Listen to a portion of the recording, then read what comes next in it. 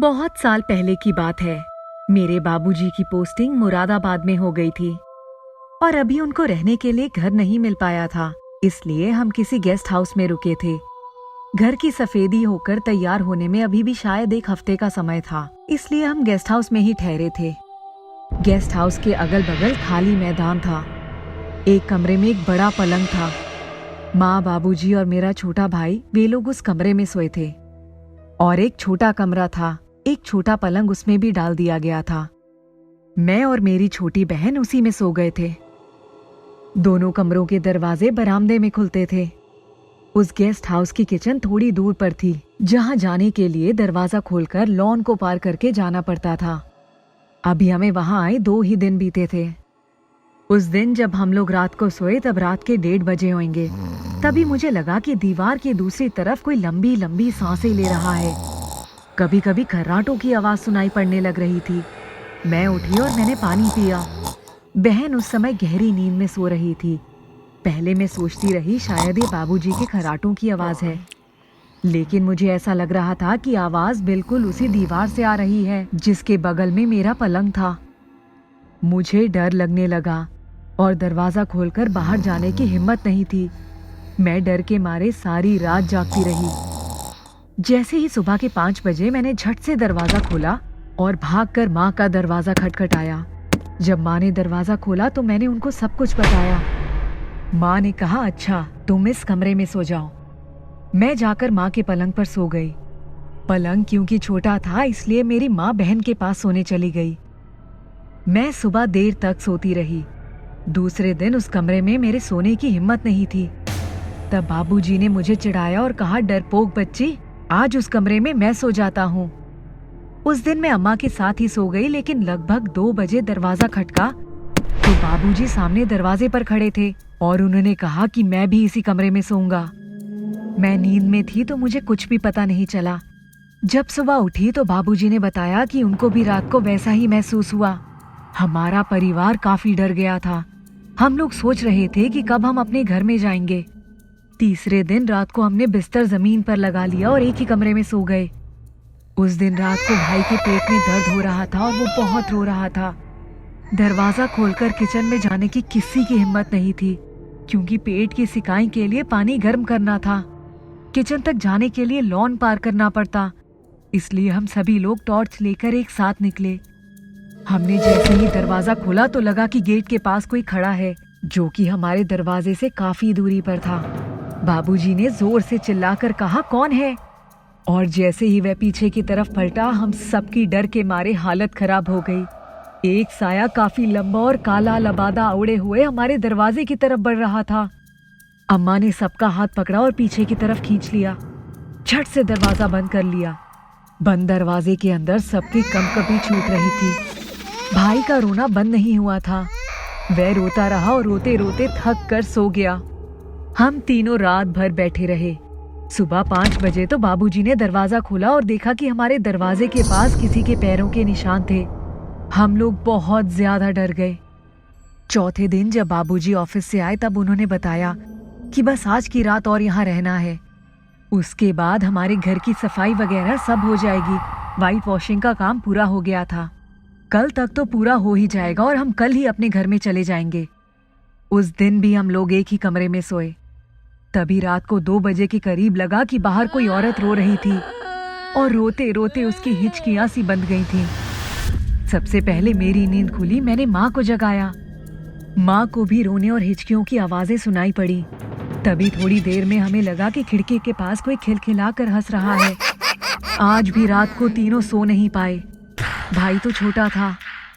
अभी हम सोने की कोशिश ही कर रहे थे, तभी लगा हमारी खिड़की के पास बाहर लगे शहतूत के पेड़ की डालियों को कोई बहुत जोर जोर से पकड़कर हिला रहा है। रोने हंसने की आवाजें आनी बंद हो गईं। वह रात भी हमने किसी तरह से गुजारी। सुबह होते ही बाबूजी ऑफिस चले गए। माँ किचन के काम में लग गई। दोपहर का समय था। मैं अपने भाई के साथ बाहर लगे लॉन में एक चेयर लेकर बैठ गई और कोई मैगजीन देख रही थी। बहन माँ के पास बैठकर कुछ खा रही थी। तभी गेट खटका।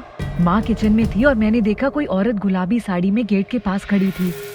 मैं उठकर गई तब वह बोली कि ये बच्चा कौन है? ये तुम्हारा भाई है? मैंने कहा हाँ। वह बोली थोड़ी देर के लिए इसे मुझे दे दो। मैं डर गई थी, 3 रातों से वैसे ही नहीं सोई थी। मैंने भाई को गोद में उठाया और भागकर माँ के पास किचन में चली गई। और जब हम वापस आए तो वह औरत जा चुकी थी।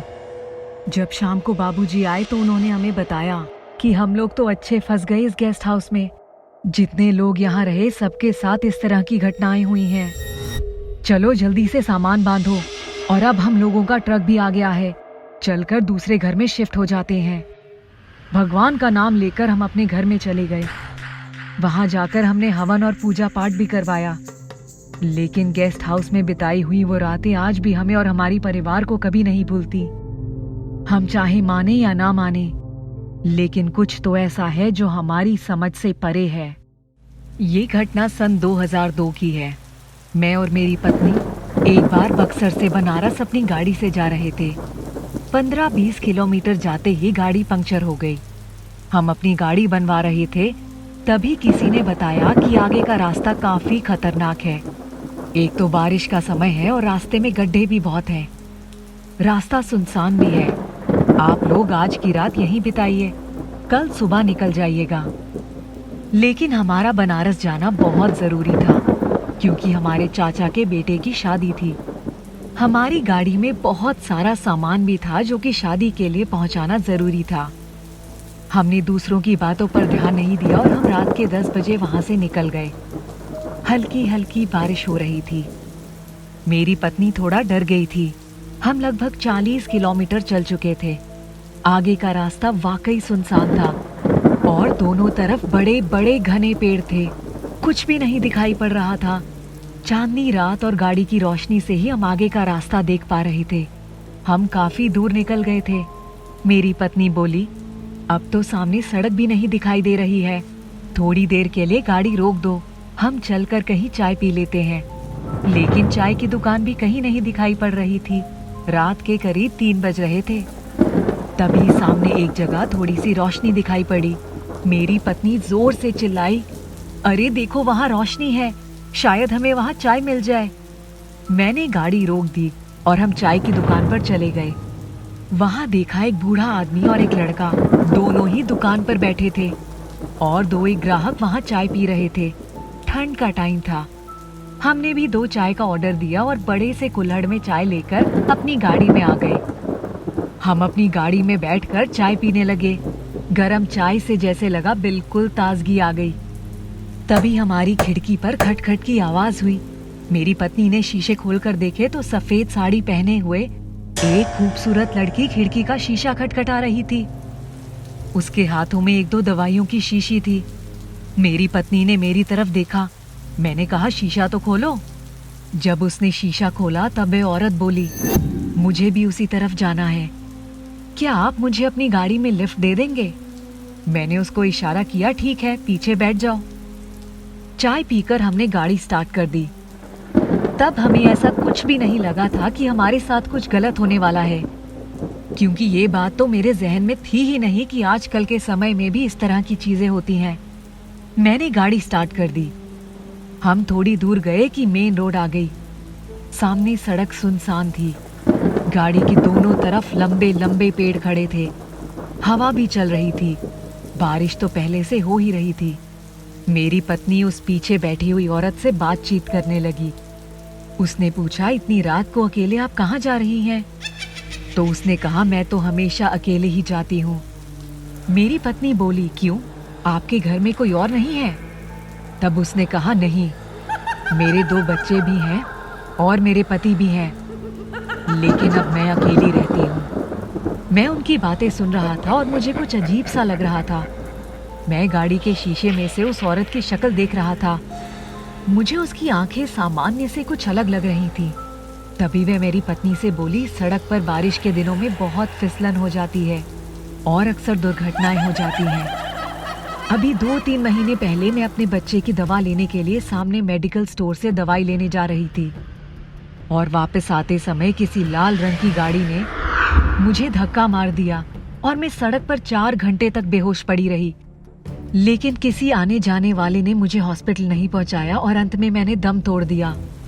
मेरी गाड़ी का रंग भी लाल ही था। उसके इतना कहते ही मेरे पैर अचानक गाड़ी के ब्रेक पर पहुंच गए और गाड़ी एक झटके के साथ एक पेड़ से टकराई और रुक गई। मैंने देखा पत्नी का सिर झटके से गाड़ी रुकने की वजह से डैशबोर्ड से टकराया और वे चीख कर बेहोश हो गई।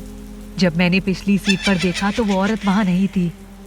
मैंने किसी तरह पत्नी के मुंह पर पानी का छींटा मारा, उसको हिलाया डुलाया। तब उसने आंख खोली और बोली, जल्दी चलो। मैंने उसे पिछली सीट पर लिटा दिया।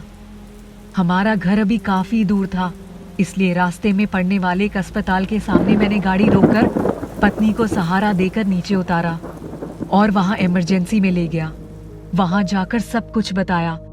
डॉक्टर ने उसे कुछ दवाइयां दी और इंजेक्शन लगाया। उसकी स्थिति थोड़ी सामान्य हो गई। मैं उस सर्द रात में भी अस्पताल के एक बेंच पर बैठे बैठे पसीने पसीने हो रहा था और सुबह होने का इंतजार करने लगा। इंजेक्शन की वजह से पत्नी की तो आंख लग गई, लेकिन मेरी आंखों की नींद गायब हो गई थी।